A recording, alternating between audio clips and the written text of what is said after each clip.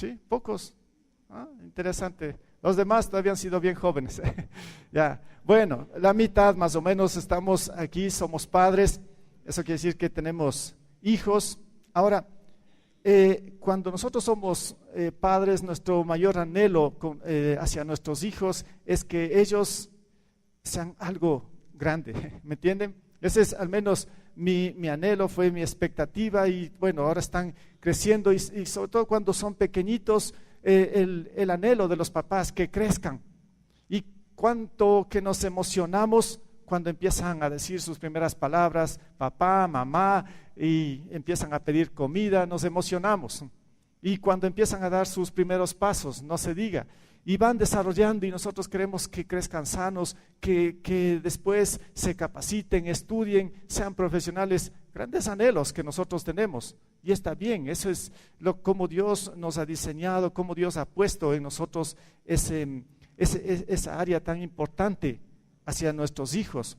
Ahora, de igual manera, pensando en los papás, o sea, yo decía, algunos decimos no que ojalá nuestros hijos crezcan y sean como uno, como yo, decimos, ¿no? Yo siempre digo, no digamos eso.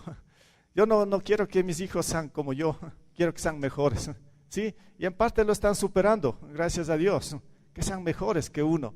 Si usted se fija como papá, tal vez nos falta mucho, hemos fallado en grandes cosas y queremos que nuestros hijos ojalá sean mejores, ¿sí? Que nos superen en todas las áreas de nuestra vida. Tiene que ser nuestra oración también esto, y que seamos también, claro, como padres, ejemplos, que seamos guías, protectores en todo sentido. Ahora, también por otro lado, puede ser que haya también anhelos en nosotros de trabajo, de negocio, y está bien. Si usted tiene una empresa o se monta un negocio, quiere que esto prospere, tener éxito, está bien, y ponemos también en las manos de Dios esto para que crezca. Ahora, pero pensando en las cosas de Dios, ¿qué piensan ustedes? ¿Qué les parece? ¿Será que Dios tiene también anhelos grandes para sus hijos? De hecho, claro. ¿Y quiénes son sus hijos? Somos nosotros los que hemos puesto la fe en Jesús como Señor y Salvador. Entonces Dios tiene grandes anhelos para nosotros. Él quiere que seamos grandes en todo sentido. En otras palabras, vamos a ver que Él quiere que seamos grandes siervos. ¿Sí? Ahí parece que la palabra como que ya no encajona mucho, ¿no? El deseo de Dios es que seamos grandes siervos. Y para ser grande para Dios, repito, dicho de otra manera, ¿no? Tenemos que ser siervos. ¿Como quién? Como el mismo Señor Jesucristo. El Señor quiere que nosotros lleguemos a la estatura, a la plenitud de Cristo. Y si lo estudiamos a Cristo, lo encontramos a Cristo, sabemos quién es Cristo, vamos a llegar a una única conclusión de que Jesús es el siervo de los siervos. Entonces, pues, el anhelo de Dios es que seamos siervos. ¿Cómo quién? Como Cristo. Entonces, en Filipenses capítulo 2, 5, miren, escuchen nada más este versículo, siempre a mí me ha impactado tanto y siempre da la vuelta en mi mente, cuando dice la actitud de ustedes, nos dice a nosotros los cristianos, me dice a mí, dice la actitud de ustedes tiene que ser como la de ¿quién? Como la de Cristo Jesús.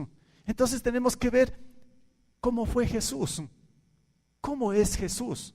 Entonces la actitud de ustedes, los seguidores de Cristo, los cristianos, los que son hijos de Dios, tienen que tener la misma actitud de Cristo Jesús. Entonces miren, vamos a ver dos textos en verdad en esta mañana y vamos a encontrarlo el primero. Vamos a Mateo capítulo 20 en primer lugar. Revise su Biblia, Mateo capítulo 20, versículo 26 y 28. Mateo 20. Busquen por favor sus Biblias, Mateo 20. Y el contexto de estos versículos, sí me gustaría leerlo todo esto. Jesús está anunciando ya su muerte. Él está ya cerca de ser entregado en la cruz cuando está hablando con sus discípulos. Y cuando de pronto una mamá de los discípulos, Jacobo y Juan, se acerca donde Jesús y le dice, mira Jesús, cuando estés en tu reino quisiera que a mis dos hijos lo pongas uno a la derecha y otro a la izquierda.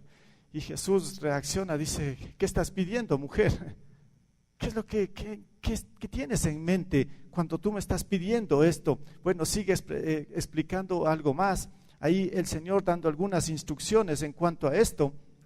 Y luego el versículo 26 dice, el que quiera hacerse grande entre ustedes. ¿Qué dice Jesús? El que quiera hacerse grande entre ustedes deberá ser su servidor. Y el que quiera ser el primero deberá ser esclavo de los demás.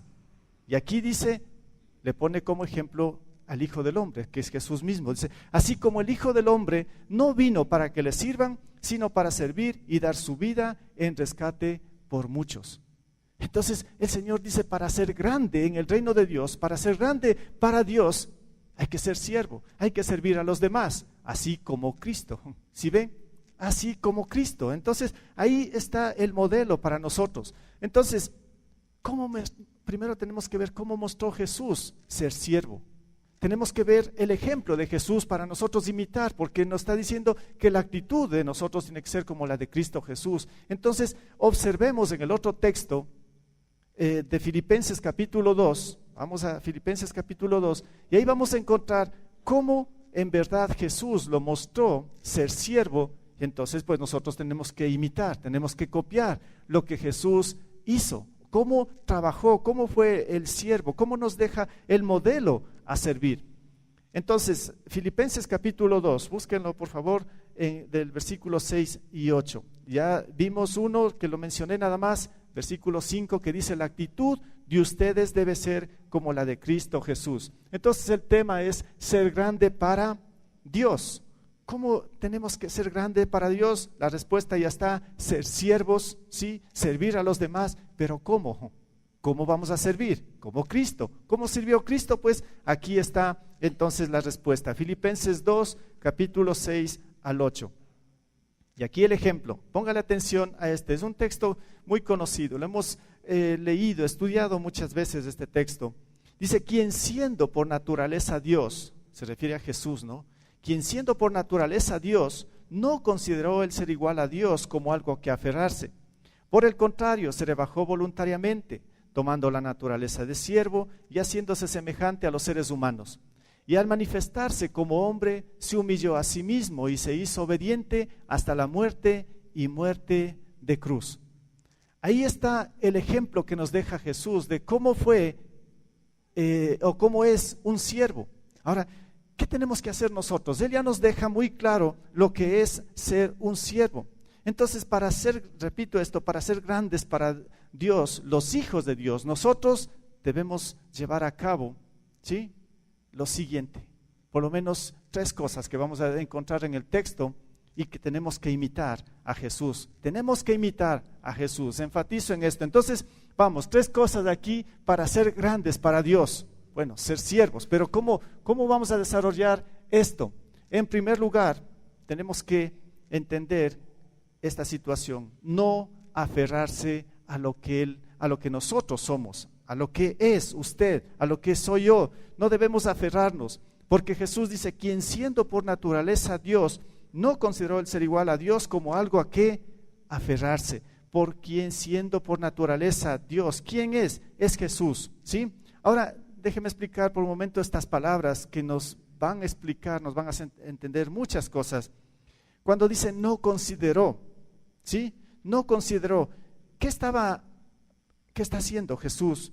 Estaba consciente, ojo aquí, cuando dice que no consideró el ser igual a Dios, ¿sí? Porque Él es Dios, pero Él dice, ahora no me considero Dios, ¿sí? Parece un poco raro esto, ¿no? No consideró el ser igual a Dios, dice, estaba consciente de que iba a surgir un cambio, y un cambio peligroso en su vida, ¿sí? Porque está dejando todo y está viniendo a este mundo, un mundo de pecado. No consideró el ser igual a Dios, sino que vino, no consideró su situación, su estado de Dios, y vino y se hizo hombre. Y también esa palabra aferrarse, dice que no se aferró ¿a qué? No se aferró a ser Dios. Él dijo, yo voy a dejar todo lo que yo soy y voy a bajar. Pero ojo, aferrarse, ¿no? Aferrarse quiere decir, ustedes quizá entienden la palabra aferrarse a algo, pero en el sentido que nos pone aquí el Nuevo Testamento, tiene que ver más o menos como cuando un ave de rapiña, un águila, un cóndor, ustedes conocen estas aves, atrapan la presa, cogen algo con sus patas, agarran y no sueltan. Están aferrados y no sueltan por más que le hagan cualquier cosa, no sueltan.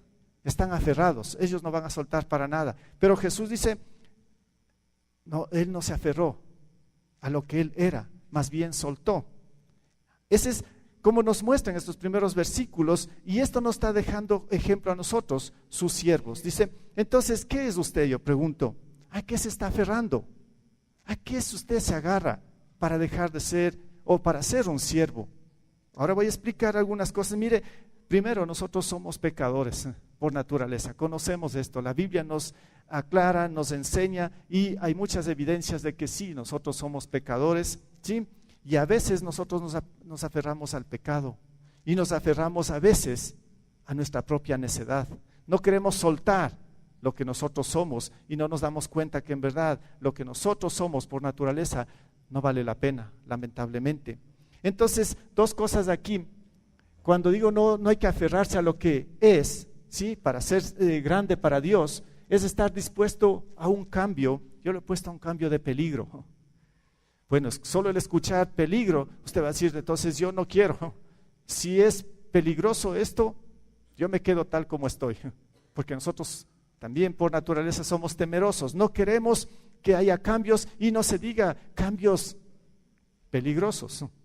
Pero Jesús lo hizo, ¿sí?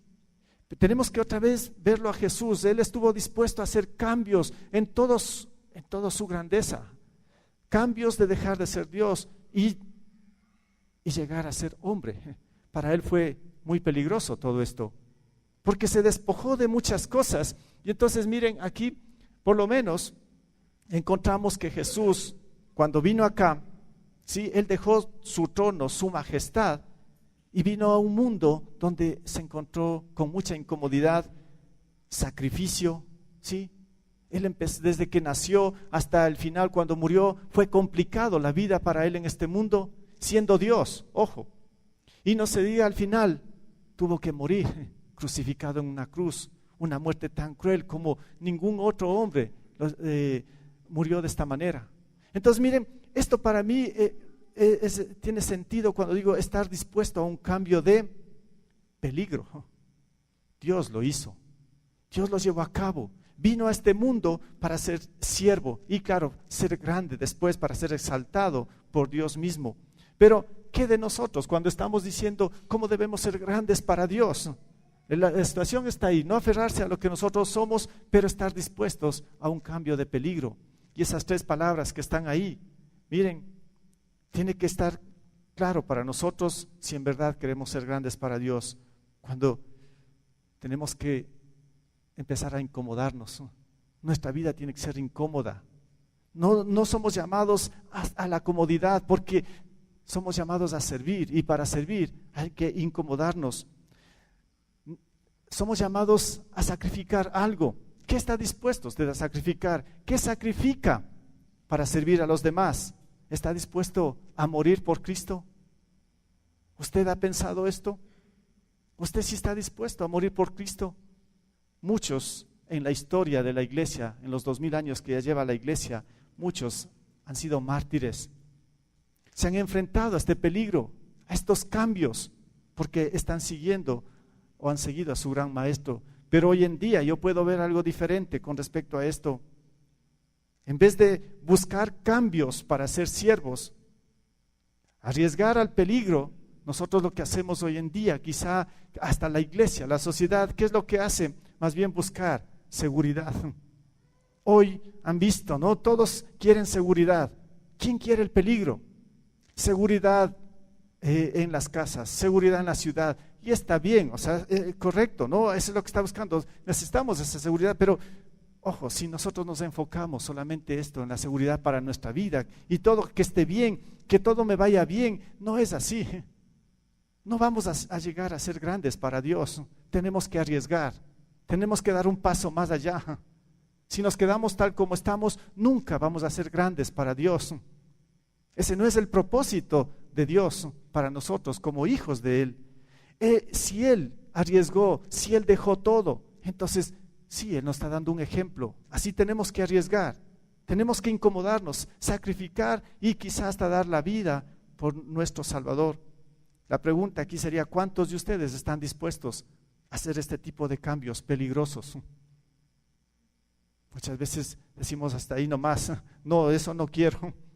No, si es así, no, pues no tiene sentido. No se supone que con Dios ya no hay peligros, no se supone que con Dios ya no me va a pasar nada, que Él me protege. No, no es tanto así. Sí, Dios sí nos protege, pero en medio de esto, ¿sí me entienden? Cuando yo lo arriesgo, el Señor es el que me sostiene, pero yo tengo que arriesgar, hacer cambios en mi vida, pero cambios peligrosos, ¿no?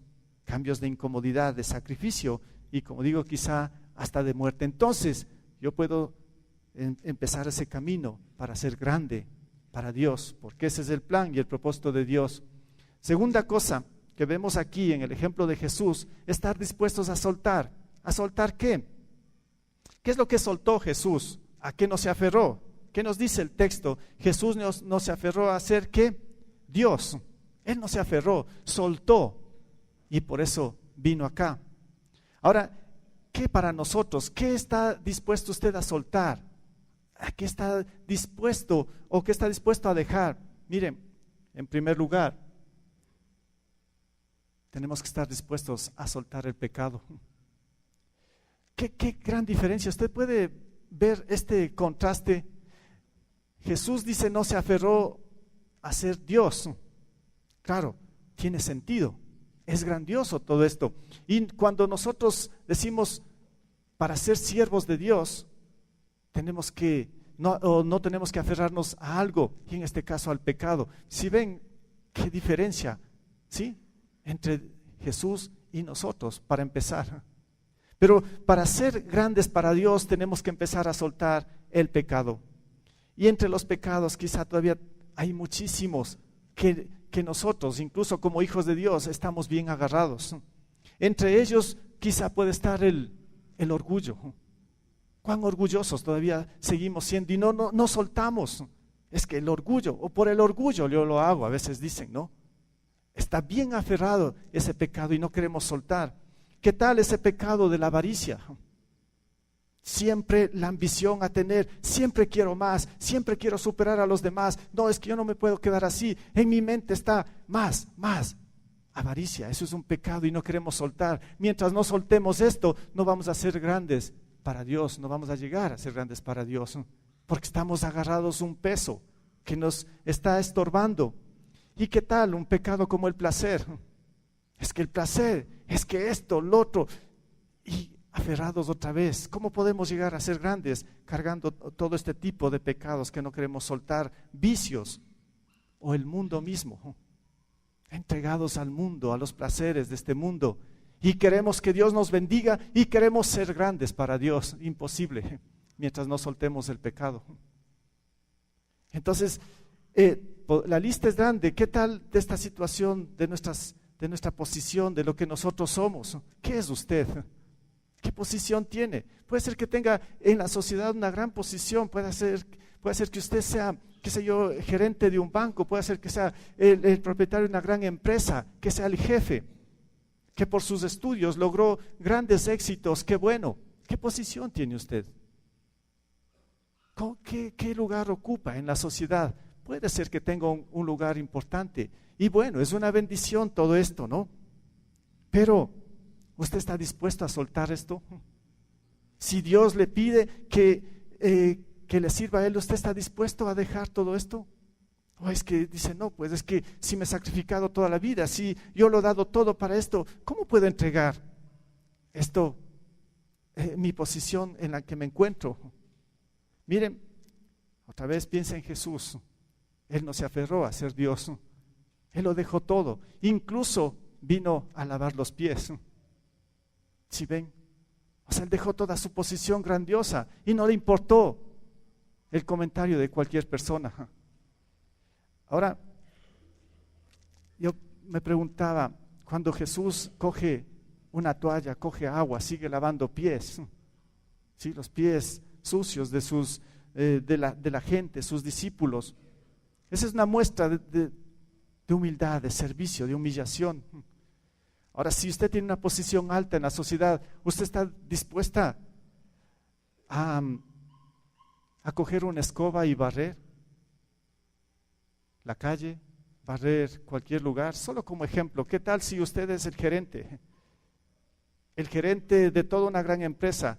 Si usted dice, por una semana, yo voy a soltar mi puesto y voy a coger el del conserje. O sea, no tiene sentido, ¿no? Un poquito para que lo piense, cómo es nuestra posición, cómo a veces nosotros nos aferramos a ciertas cosas y porque empezamos, es que ¿qué va a decir la gente? Y esto, no, es que yo soy el jefe, yo soy el gerente, yo soy el gran empresario. Dios no escatimó, o digamos, no se aferró a ser Dios, se rebajó. Y miren, ¿a qué más está dispuesto a soltar? El tiempo. Hoy en día, como que el mundo está loco en este sentido, porque todos dicen no tengo tiempo, desde los más pequeños hasta los más grandes, adultos, todos no tienen tiempo. Correteamos no sé para dónde, no hay tiempo. Y cuando vemos que hay que servir a Dios, cuando vemos que la obra de Dios crece y que tenemos que servir a Dios, decimos no hay tiempo. No hay tiempo, es que estoy demasiado ocupado, los estudios, el trabajo, la familia, híjole, no hay tiempo, lamentablemente decimos, ¿no? Pero eso sí, cuando me jubile, ahí sí voy a tener tiempo lo que quiera, ya lo he mencionado esto, ¿no? Pero cuando usted se jubile, ya no va a tener tal vez las fuerzas que tenía como joven, ya no va a tener quizá la salud completa, es la realidad. Y tal vez todos los recursos de su jubilación, lo que sea, va a ser para sus propios gastos, ¿no? Porque usted va a requerir ahí. Pero ya es como demasiado tarde. El tiempo es de Dios. No tenemos que estar aferrados a esto, hay que soltar el tiempo para dar a Dios. Incluso la misma familia, usted va a decir, pero ¿cómo? Si la familia está dentro del plan de Dios, sí. Pero aquí quiero mencionar algo. Muchas veces nosotros ponemos a la familia más que Dios. Yo preguntaría, usted, hoy en día, si está aquí, si tiene su familia, ¿están todos los de su familia, sus papás, sus hijos? ¿Dónde están sus hijos? ¿Dónde están los demás? De pronto los demás se quedaron durmiendo, ¿sí? Y dice, sí, no, pobrecitos, que descansen nomás, el culto nomás es, ¿sí? Después que vaya al segundo, o si no va, pues que vaya la otra semana, no hay problema. Miren, queremos llegar a ser grandes para Dios cuando tenemos esas actitudes, cuando decimos pobrecitos nuestros hijos, como el domingo pues que descansen, no, la iglesia es solo para adultos, no es tanto así. O sea, tenemos que estar dispuestos a soltar incluso esto, ¿no? Sí, la familia tenemos que cuidar, pero que la familia esté aquí, que la familia esté completa, alabando, adorando a Dios.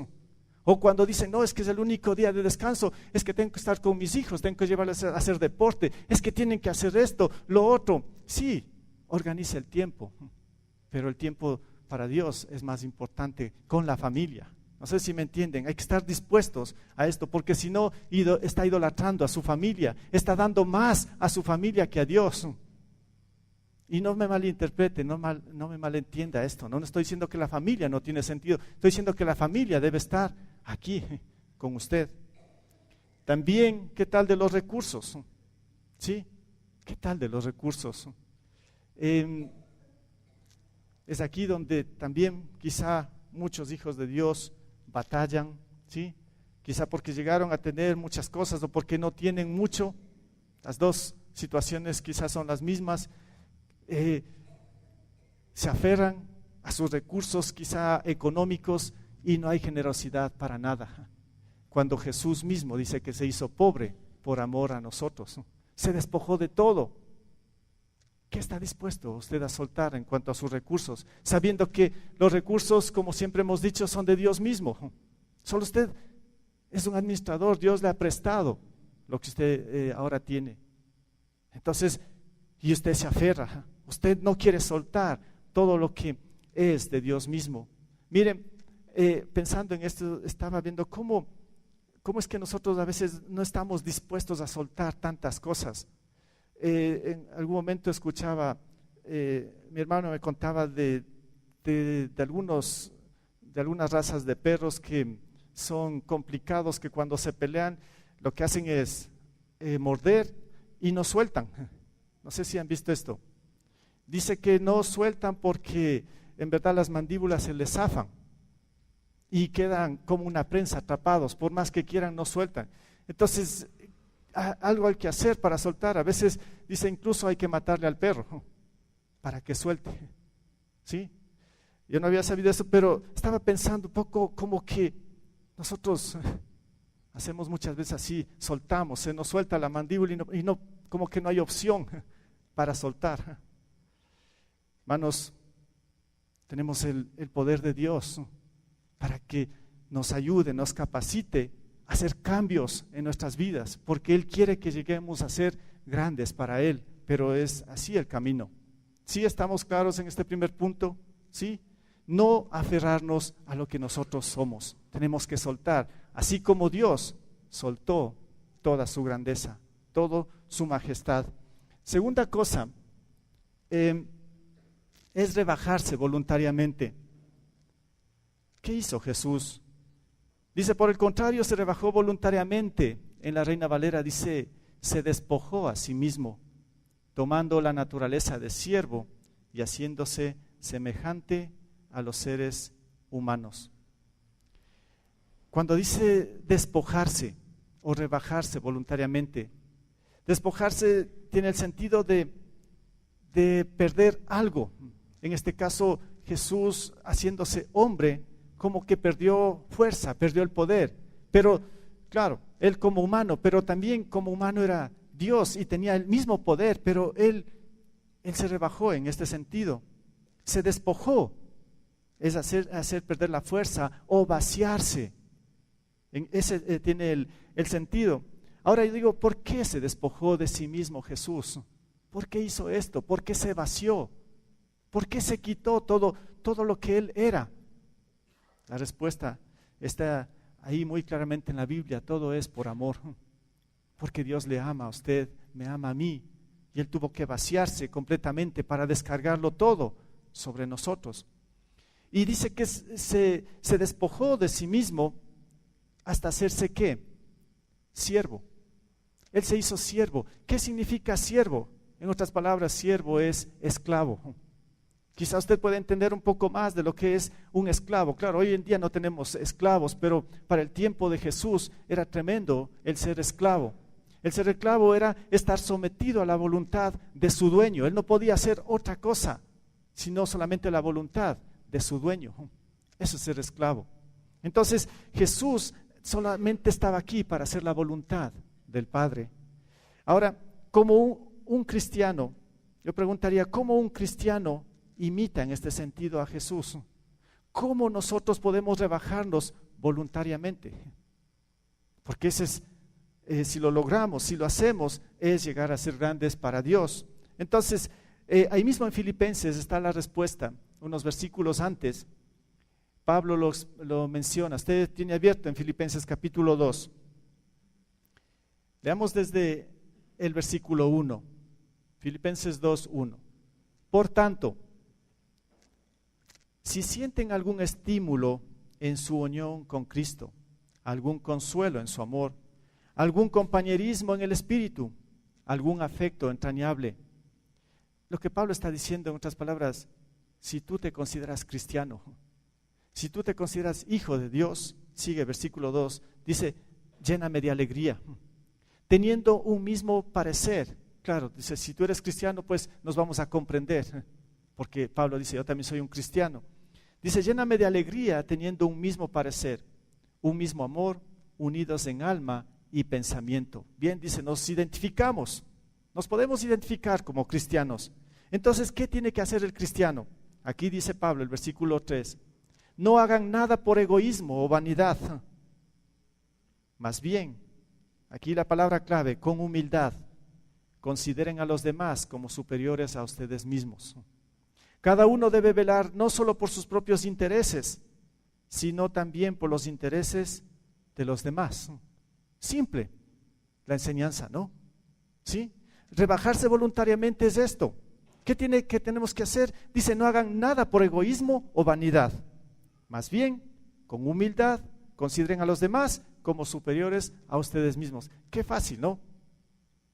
Con humildad, yo voy a considerar a todos ustedes superiores a mí y a todo el mundo. Todos son superiores a mí. Es lo que está diciendo, ¿no? Ya. Ahora, ¿cómo lo vivimos? ¿Usted lo practica esto? Saben que este es otro pasaje que a mí me da la vuelta todos los días en mi mente. Porque si esto no está en mi mente, yo enseguida tomo una actitud errada a la voluntad de Dios. Tengo que luchar en mi propia casa. Yo tengo que ver a los demás superiores a mí, o sea, por amor, y yo tengo que ser un siervo, tengo que mostrar en la casa, y a veces me olvido. Y cuando yo me olvido, espero que mi esposa o mis hijos hagan. Y después enseguida tengo que reaccionar, y no es fácil, y tengo que luchar. Tengo que luchar, porque yo quiero ser grande para Dios. Ahora, esa es mi lucha en mi casa. Mi lucha también es aquí en la iglesia. Mi lucha es donde quiera que esté. Porque siempre queremos que nos sirvan, siempre queremos que vean que nosotros somos mejor, que nosotros somos superiores, que nosotros somos mejores. Esto no es rebajarse voluntariamente. O sea, aquí Pablo nos está diciendo cada uno debe velar no solo por sus propios intereses, sino también por los intereses de los demás. Y es que todos hacemos nosotros lo contrario. Siempre yo tengo que estar bien, mi familia, el resto, no sé, pues que vea qué es lo que hace. ¿Sí? Esto no es la voluntad de Dios, pero tenemos que batallar cada día con todo esto. Ahora, esto se lleva a cabo cuando existen ¿qué? Si bien es cierto, hasta aquí está la teoría, pero esto se puede cumplir, ¿saben cuándo? Cuando en verdad tenemos convicciones fundamentales. Un poco que hablaba también el día viernes con las parejas, pero para mí es claro esto, cuando hablamos de convicciones fundamentales. Yo puedo rebajarme voluntariamente, ¿sí? ¿Cuándo? ¿Sí? Ojo, voluntariamente, póngale atención a esta palabra, ¿no? Voluntariamente. ¿Cuándo es que yo me rebajo? Así como Jesús se rebajó voluntariamente y se hizo siervo. ¿Cuándo es que yo puedo rebajarme voluntariamente? Mire, primera cosa, cuando yo he llegado a entender quién es Dios. Al comienzo yo preguntaba, ¿ustedes creen que Dios es grande? Ustedes me dijeron, sí. ¿Qué más sabemos de Dios? ¿Qué más tiene en su corazón con respecto a Dios? ¿Qué conoce de Dios, el Dios creador, el Dios eterno? ¿Cómo conoce usted? ¿Qué tanto sabe de Dios? Y podría seguir preguntando, ¿qué sabe de Jesucristo? Ustedes me van a dar respuestas, pero ¿usted vive esto? Cuando pregunto de Jesucristo, podemos decir quién es Jesucristo. Ya voy a mostrar un poco más. Vamos a decir, Él es Señor, Él es mi Señor, Él es mi Salvador. Bien, ¿obedeces? Yo diría, ¿no? ¿Cómo entiende en cuanto a la Biblia? Usted va a decir, es la palabra de Dios. Bien, pero ¿qué más? Hay que obedecer a la palabra de Dios. ¿Qué sabe del pecado? ¿Qué sabe de la iglesia? Usted conoce todos estos temas, tal vez conoce muy ampliamente, quizá los estudió, los ha escuchado, no sé, siempre estamos enseñando todas estas cosas. En la teoría está, usted lo tiene, la teoría. Pero ¿qué cuando digo convicciones fundamentales? Cuando usted en verdad ha entendido quién es Dios, cuando ha entendido quién es Jesucristo para su vida, cuando ha entendido de corazón lo que es la Biblia, cuando de igual forma ha llegado a entender de una manera amplia lo que es el pecado, lo que es la iglesia, usted va a rebajarse voluntariamente. ¿Me entiende? Si usted lo tiene solamente en teoría, todo esto, estas convicciones, ¿sí?, que deben ser bien enraizadas en nuestros corazones, si usted no lo tiene esto, usted no puede rebajarse voluntariamente como Dios o como Jesús lo hizo. Cuando estas convicciones fundamentales están claras en nuestras vidas, entonces sí, que yo puedo aplicar a mi vida. Y no va a ser simple. Yo, como les digo, tengo que luchar, pero voy dando pasos hacia adelante, pero voy caminando a la meta, a ser grande para Dios. Yo quiero ser grande para Dios y pues entonces tengo que rebajarme voluntariamente. Voluntariamente significa esto, ¿no? Tal vez como Juan el Bautista lo dijo, es necesario que Él crezca, que Jesús crezca en mí. ¿Para qué? Para que yo mengüe, para que yo, mi yo vaya saliendo. Entonces esto es necesario, ¿sí? Igual Jesús dijo, no, si alguien quiere ser mi discípulo, tiene que negarse a sí mismo, tomar su cruz y seguirme. Tenemos que negarnos a nosotros mismos y que las convicciones en nuestras vidas sean claras. Entonces yo puedo rebajarme. Es lo que les decía, ¿cómo es que un gerente, un jefe puede rebajarse voluntariamente? Decir, yo por una semana voy a hacer el trabajo de un conserje. Rebajarse voluntariamente. ¿Cuándo lo puede hacer? Si ustedes ven en la sociedad, nadie lo va a hacer, pero ¿qué tal si alguien podría hacerlo? Todos se quedarán admirados, asombrados. ¿Qué está pasando? ¿Por qué no hacerlo de esta manera? Voluntariamente, sin que nadie presione, sin que nadie obligue, sin que nadie esté empujándole atrás para decir, que hagas todo esto. Miren, nosotros a veces caemos en un error, ¿sí? Caemos en un error. Quizá como padres, nosotros nos angustiamos cuando nuestros hijos quizá no leen la Biblia, no están en la iglesia, nos desesperamos y nosotros empezamos a presionar a nuestros hijos. E incluso empezamos hasta chantajear. A ver, si vas a la iglesia este domingo, pues te voy a dar el mejor celular. Si vas a la reunión de jóvenes, entonces pues yo te voy a dar zapatos nuevos. No haga eso. Así no funciona. No tiene sentido. ¿Sí? No tiene ningún sentido. O sea, todo tiene que ser voluntario. Más bien usted tiene que orar por sus hijos. O sea, para que ellos vayan por cuenta propia. Usted no tiene que obligarlos a la fuerza. Es un peligro. ¿Sí me entiende esto? En pequeños sí es más fácil, pero si usted no los educó desde pequeños y llegan adolescentes a jóvenes, esto va a ser más complicado. Usted los va a traer a la fuerza y sus hijos quizás se van a hacer más rebeldes. No es así nomás. Hay una gran responsabilidad, una tarea para nosotros como padres de educar a nuestros hijos, pero tiene que ser desde pequeños. Y en grandes tenemos que cambiar la táctica, es oración y ejemplo. Usted tiene que dar el ejemplo. Usted no tiene que decir, ya, vaya a esto, y cuando usted mismo ni siquiera va. Allá, la iglesia que me dé arreglando a mis hijos. Yo, acá estoy bien. No, es su responsabilidad, ¿no?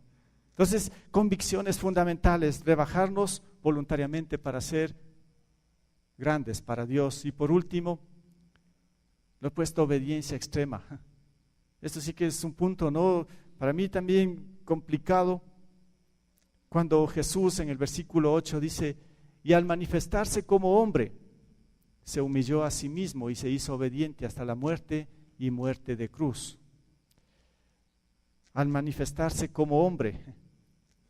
Miren, entiendan esto, Jesús es Dios, estaba en su trono, en todo su esplendor, y Él dice que se manifestó como hombre.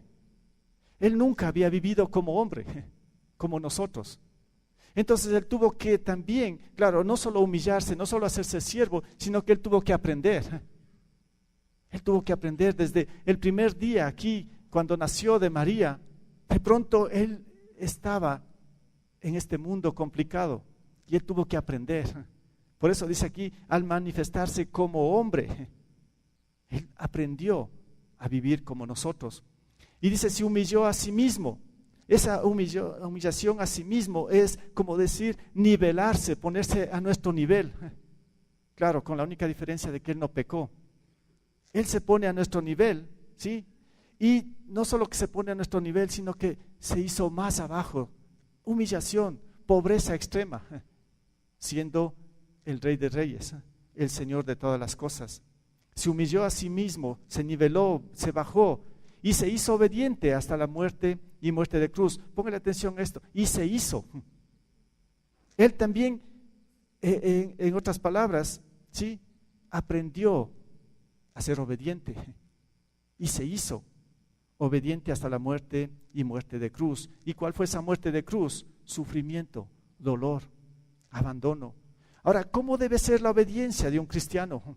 Yo le he puesto obediencia extrema, porque Jesús nos está mostrando esto. Para ser grande para Dios hay que tener una obediencia extrema, como Jesús la hizo. Él no falló en en nada, no pecó para nada, más bien hasta el final. Él fue y llegó a la cruz y murió. ¿Cómo debe ser la obediencia de un cristiano? Obediencia extrema, pero tiene que ser una obediencia con propósito. ¿A qué me refiero? Nuestra obediencia es hacia Jesús cuando decimos que Él es nuestro Señor. Solo mencionando esto, si decimos que Jesús es nuestro Señor, entonces pues nuestra obediencia tiene que ser extrema, 100%. No hay opción, porque es el Señor de señores el que nos está mandando. Y Él, como ejemplo, nos está diciendo, por tanto, vayan y hagan discípulos de todas las naciones. ¿Quién está obedeciendo al Señor de señores? ¿Quién está obedeciendo solamente a este mandato de nuestro Señor? Por tanto, vayan y hagan discípulos de todas las naciones. No quiero decir, alce la mano el que está haciendo esto, no. Usted conoce. Y quisiera seguir enumerando todos los mandamientos que nos da nuestro Señor. Esposos, amen a sus esposas. Esposas, sométanse a sus esposos. Hijos, obedezcan a sus padres. ¿Quién está obedeciendo? ¿Quién tiene una obediencia extrema? Ahora, no solo esto, si obediencia con propósito es que Jesús es nuestro Señor, pero lo otro es que, hablando de obediencia, tenemos que hacer por amor a Dios y al prójimo. Juan 14:15 dice, si ustedes me aman, obedecerán mis mandamientos. Hay un gran mandamiento de parte del Señor. ¿Cuál es ese gran mandamiento? Que amemos a Dios sobre todas las cosas. Que amemos a Dios con todo nuestro corazón, nuestra mente, con todo. Y a nuestro prójimo como a nosotros mismos. Lo conocemos muy bien, sabemos la teoría. Ahora, pero ¿cómo otra vez nos metemos en esto? ¿Cómo hacemos? ¿Cómo obedecemos este mandamiento? Es triste, hermanos, que al simple hecho de que algún hermano le ofende, algún hermano comete un error contra usted, quizá por imprudencia, lo que sea, usted se resiente y usted no está dispuesto a perdonar. Usted hasta está quizá con intenciones de alejarse de este lugar, buscar otra iglesia. Y así vemos hoy en día, ¿no? Hermanos cristianos, hijos de Dios, resentidos. Y entonces, como no quieren toparse frente a frente, pues están por todo lado. Hermanos, esto no es obediencia extrema. Si seguimos así, hermanos, no vamos a llegar a ninguna parte, peor ser grandes para Dios. O sea, ¿por qué tenemos que estar resentidos? ¿Por qué tenemos que estar amargados? ¿Y por qué tenemos que estar de enemigos? Hermanos, somos imperfectos y a veces sí puede generarse en nosotros conflictos, puede generarse, sí, malos entendidos, cualquier cosa puede pasar. No estamos exentos como iglesia, como cristianos. Pero somos llamados a amarnos y somos llamados a resolver las cosas. De otra manera, nos podemos estancar ahí y quedarnos y nunca llegar a ser grandes para Dios. Obediencia extrema, alguna vez yo ponía como ejemplo esto, recuerdo pensando, ¿no?, en obediencia extrema, pensaba en lo que es un piloto de un avión en medio vuelo, ¿sí? Él no tiene opción a decir lo hago o no lo hago. Tiene todo un sistema de controles, todo un sistema de botones que tiene que estar controlando y todo tiene que estar a la perfección. No hay opción de decir, bueno, por ahora no lo hago esto, no lo hago lo otro. Tiene que estar bien despierto, porque el momento que cambie de opinión y no siga el manual, las instrucciones de vuelo, puede ser fatal, puede caer a pique el avión, destruir vidas, lo que sea, solo por un error puede destruir cantidad de vidas. Yo pensaba en esto, ahora nosotros con mayor razón tenemos que ser obedientes y no hay opción de decir esto lo hago a medias, esto tal vez después, o no lo voy a hacer así. No hay opción. El momento que usted haga así, piensa en el piloto. Si usted se equivoca o quiere hacer a su manera, su vida va a ser destruida, su familia o quien esté a su alrededor o como sea. No hay opción, obediencia extrema. Jesús otra vez es el gran ejemplo. Él al final, ahí cuando estaba en la cruz, estaba muriendo y sus últimas palabras fueron: consumado es. Lo he hecho todo. Obediencia extrema. Padre, lo que tú me enviaste a hacer aquí a la tierra, lo he hecho al pie de la letra. No he fallado en nada. Consumado es. Obediencia extrema. Un ejemplo para esto es Pablo también. Claro, un hombre así como nosotros, quizá también con luchas, pero él dijo lo siguiente: he ganado la buena batalla. O sea, lo he superado. He llegado a la meta. He llegado a ser grande para ti, Señor. Ahora sí, entro a tu presencia. Ahora, hermanos, en este caminar que estamos con el Señor, ¿dónde se encuentra usted? ¿En dónde está? ¿Cómo está su vida? Juan 14:15 dijimos: si ustedes me aman, obedecerán mis mandamientos. Pero al final de todo esto, hermanos, podemos pensar y meditar en esto. Para ser grande para Dios, el cristiano debe ser siervo, no se olvide. ¿Con qué? Con la actitud de Jesús. No aferrándose a lo que es, sino rebajándose voluntariamente y siendo obediente. ¿A quién? A su palabra. No se olvide, el Señor quiere que usted, como hijo de Dios, sea grande para Él. Ese es su camino, su trayectoria. No se desvíe. Más bien, aférrese a todo lo que el Señor tiene preparado para usted. Póngase de pie, vamos a orar.